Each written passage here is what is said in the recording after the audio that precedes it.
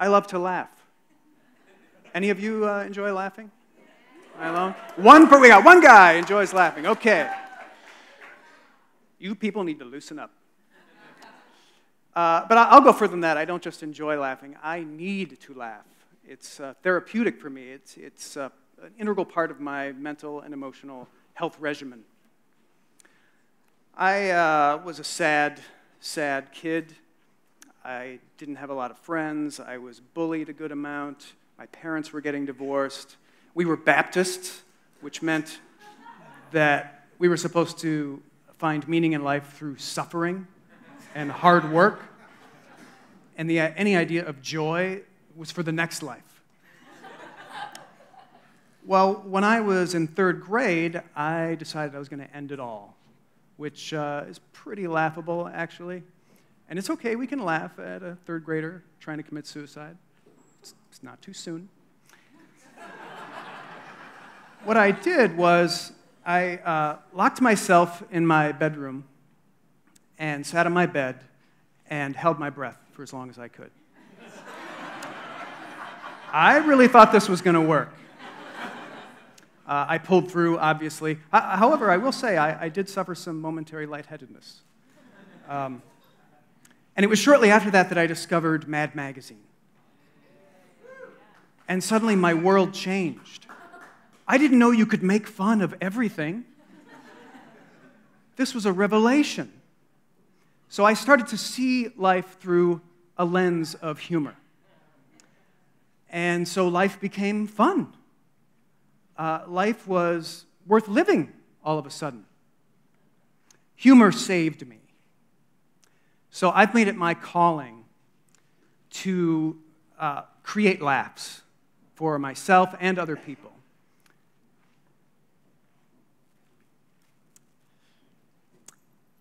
It's a science for me. I'm like a Peter McGraw. I analyzed humor and tried to figure out what would make it the funniest.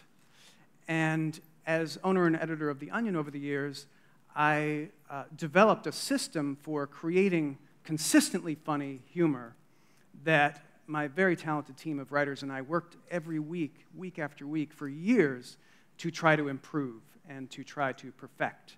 And we're always going for that holy grail of like the best joke about any given subject.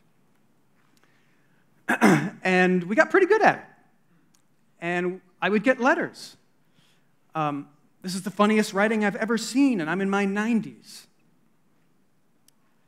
I was on antidepressants, and I've been reading your publication laughing so hard, I feel so much better now. My doctor has taken me off the meds. I literally got letters like this. I was suicidal. I found no joy, but The Onion has made me laugh so hard, I want to keep reading it, and I want to live. That's like me. I believe in the power of humor to make our lives better, so I want there to be more of it. So it's my mission in life to pass on now what I've learned in my years crafting jokes that have the highest possible potential for laughs. And I detail that system in my book, How to Write Funny, which David mentioned, but I want to boil it down for you and give you a little taste of it here today in just 4 simple steps. Well, I don't know if they're simple, but there's 4. Step 1, Peter touched on this, quantity equals quality. If you want a good joke, you have to write a lot of jokes. We have this idea of a professional comedy writer sitting down and typing out a brilliant joke, and everything they write is gold. And that's just not how it works. Every joke you see from a professional comedian, professional comedy writer, represents at least 50 other jokes that were terrible that person wrote and then threw away. So for everyone else, you have to write at least 50 jokes to find the diamond in the rough, to find the great joke. This is a system I've used at The Onion for years. We generate hundreds of headlines for every headline that we run. We call jokes headlines. You see this on any late-night talk show or any comedy product or brand that you enjoy. There are dozens and dozens of jokes in the garbage for every really funny joke that you see.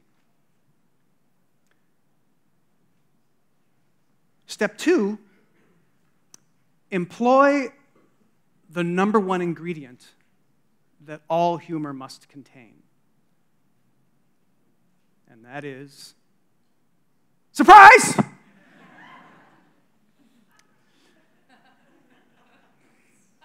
If a joke's going to be funny, it has to be surprising. Now, that doesn't mean necessarily that everything surprising is funny. The escaped murderer you heard about on the news breaks into your house late at night. That is not funny. However, your Uncle Steve is at a barbecue bragging about how great he is at Taekwondo. All of a sudden falls over onto the cart and wieners and buns go flying. That has the potential to be very funny. But how do you engineer surprise when writing humor? That's really the trick. And there are two fundamental ways. The first is to avoid cliches. Cliches are jokes that someone else wrote and people still use. And when you use them, you're just stealing/borrowing someone else's jokes. And we've all heard those jokes before, so they're not surprising, and they can't possibly be funny.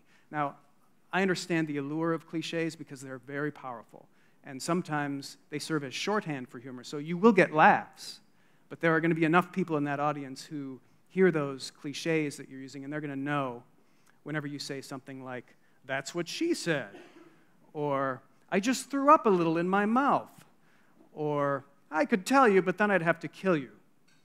They know that you don't have original jokes. You're borrowing someone else's jokes, and that's just not a good message to send. So write your own original jokes. The second way to engineer surprise into written humor is also step 3. Use subtext. Subtext is the implicit meaning in the words you're using that is not overtly communicated by those words, but is nonetheless the clear message that everyone is getting from what you're saying. So if I say, "Would you like to come up for a drink?" What is the subtext of that? You're all laughing because you know, but we have to say it. When you're crafting humor, you have to know your subtext. You can't just assume people know. What's the subtext of that? What? I want to have sex with you. That is the clear message that's being communicated by that sentence. But we use subtext. Why? Well, communicating with subtext makes whatever you're saying more acceptable. It makes communicating fun. And it can make people agree with you. If I just said to someone after a date, "I want to have sex with you," that would most likely result in a resounding no, best case scenario. I get slapped, worst case scenario, because I'm a creep now, even though I've said the exact same thing, but I didn't use subtext. That's the power of subtext. You were surprised, though. What's that? When you got slapped, you were surprised. Not everything surprising is funny.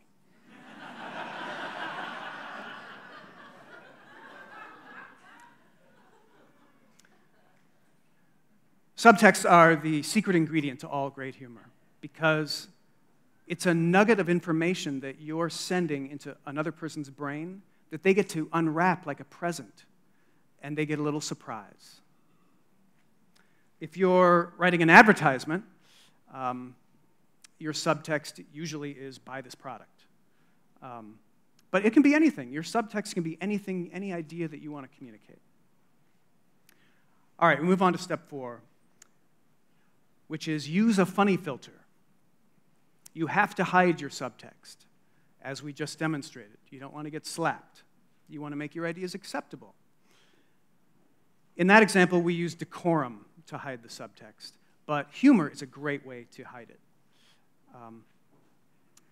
There are 11 different ways to hide subtext with humor. These are the only 11 kinds of jokes. There are no other kinds of jokes that have any chance of potentially being funny. These 11 funny filters are the only professional caliber methods for turning subtext into humor. And if your joke doesn't fit into one of these 11 categories, it's probably not going to work. Those funny filters are irony, character, reference, shock, hyperbole, parody, wordplay, analogy, madcap, misplaced focus, and meta-humor. I'd like to go through each one of those really quickly, using the subtext that we used before, I want to have sex. And let's just see what happens when we run that subtext through each one of these funny filters. And this is how you write jokes. You have an idea, you have something to say, and then you try to make it funny. So these are the 11 different ways that you can make something funny. With irony, you want to say the opposite of your subtext. So you would say, I don't enjoy sex at all. I do not produce hormones. I'm much more interested in yard work. Thank you very much. Just saying the opposite of what you mean. Character is when you communicate your ideas through the voice of a comedic character or archetype. And that can be you just momentarily becoming a character, or it can be a mascot or some other sort of character. This is where 99% of most of the humor that you see on sitcoms comes from. It's just characters acting like they're comedic archetypes. And they aren't even really telling jokes. They're just acting on their character traits, and we love that. So for this, you might try, my favorite comedic archetype is the bumbling authority character. And so for me, the bumbling authority would say something like, anyone making overt sexual advances toward me will be punished with 20 lashes from my feather whip. Reference is another word for observational humor. You find something in daily life that maybe some people haven't thought about yet or haven't noticed, or no one's mentioned it to them or didn't know they shared it with other people. Did you ever notice how, Jerry Seinfeld is the master. He lives in reference humor because all his jokes start, did you ever notice how? So is there anything about sex or having sex that you could mention to other people that would ring a bell with them, that would make them laugh? I didn't work too hard writing these jokes. I really wrote them very quickly as a way to demonstrate how this process works. If these were all polished jokes, this kind of wouldn't work. So this one I'm not a big fan of. But it's, men will have sex with anyone, anywhere, anytime. So if a woman comes up to a man and wants to have sex with him, but he doesn't want to have sex with her, he will do so anyway, because that's a man's job, is to have sex.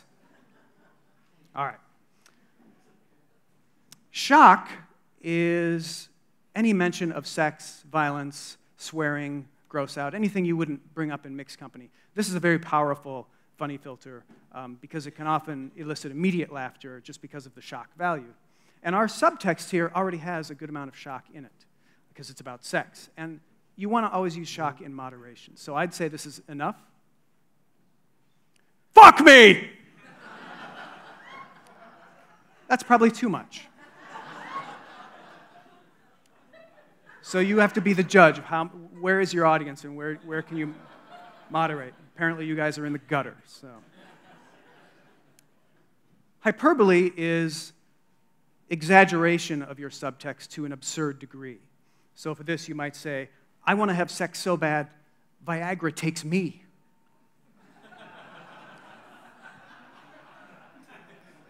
Parody is when you mimic something that someone else has created for information or entertainment.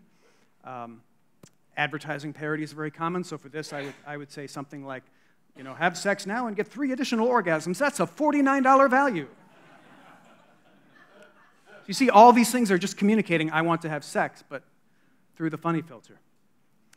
Wordplay can be very tricky because if you don't know what you're doing, you're just going to write bad puns, which you don't want to do. But there are many other things you can do. You can do double, triple entendres. You can do word switches and word plays. What I came up with without thinking too hard was, it's sex nice to see you. How's sex have things been going with you? Analogy is when you compare 2 disparate things, but keep one overt and one hidden. It's a little more complicated, but for this, I wrote, I want to have Cheez-Its with you. I want to have Cheez-Its right now. right on this kitchen table, rip open that bag. Let's have the best Cheez-Its we've ever had in our lives. Madcap is the literary equivalent of slapstick, like physical humor, and just crazy, non sequitur nonsense. So for this, you might try, having sex with me is like having a dream romp on a fuck boat pulled by a duck in a top hat quacking Luther Vandross. Madcap is really great as a garnish on other more substantive funny filters. Otherwise, it can just seem like crazy land. Misplaced Focus. I'm stocking up on lube. I just love it. I don't know why. It has nothing to do with sex. I'm a lube connoisseur. At all flavors and colors and kinds. It's great. You put the focus on the wrong thing and make your audience think of your subtext. Our last one is meta-humor, which is making fun of other humor, which can be a little difficult, or you can deconstruct humor. So for this, I hear choking sex is a thing now with young people, autoerotic asphyxiation. And I'm into choke laughing right now, actually. I choke myself whenever I'm laughing, and it just gives me such a rush. It's so much funnier when you can't breathe. And that's all 11. So what you would do is take your subtext and run it through those. You've got 11 potential jokes on your list of 50. Go through it again and try to do 11 more. And somewhere in there, there's going to be one that's pretty good that maybe you can finesse and work into a great joke. Quick review. Step 1, quantity equals quality. Write a lot of jokes. Step 2, write your own jokes. Do not use humor cliches. Number 3, use subtext, the secret weapon to all great jokes. And step 4, run that subtext through one of the 11 funny filters. And repeat. So we just touched on the basics here, but I go into much greater detail in my book, How to Write Funny, which is they're selling here, and I'm happy to sign it for you. And we're also doing a workshop tomorrow where we're going to do a much deeper dive into this. Maybe work on some of your ideas. We'd love to see you there. I think they have information about that as well here. So please go forth and write a lot of jokes and try to make the world a funnier place. And maybe, if you're lucky, you'll tell a joke so funny that it will prevent someone from trying to kill themselves. So good luck with that, and thank you very much.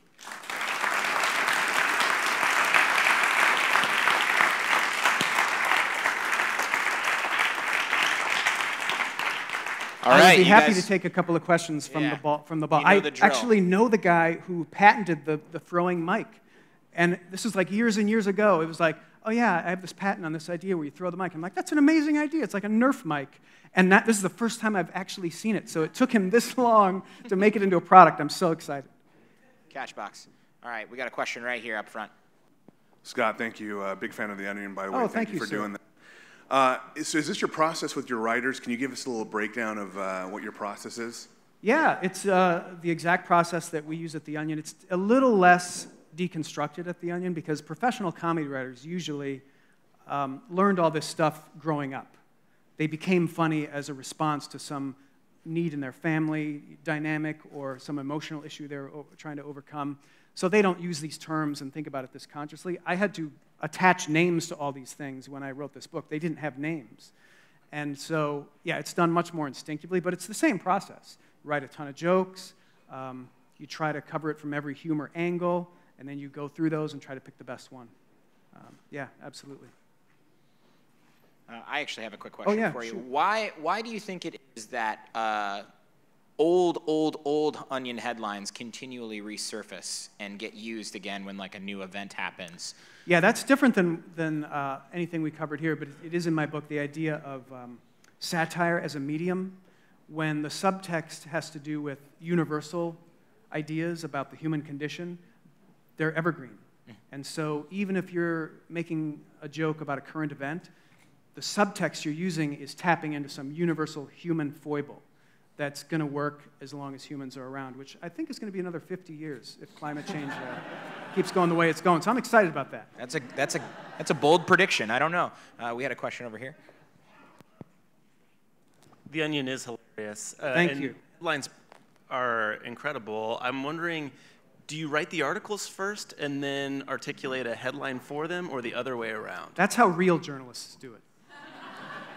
Yeah, we write the headlines and go through and pick our diamond in the rough jokes. Then we spend our energy writing stories for those headlines.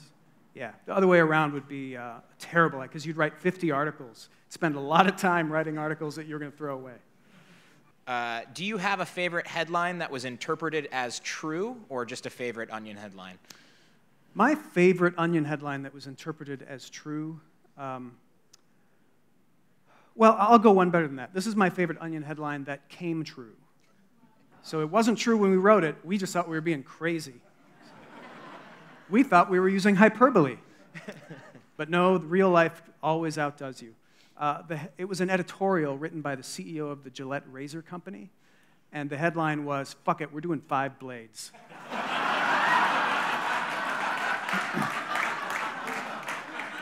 And I urge you to go look up the story and read it. It is so funny. It was written by Joe Garden, great Onion writer. The character of this guy is so amazing. He's just the cockiest asshole in the world. But the amazing thing is, not but 6 months after that article, Gillette debuted a 5-bladed razor. I mean, you can't write this stuff. That's beautiful. I think we'll end on that. Dave? Thanks, everybody. Hey.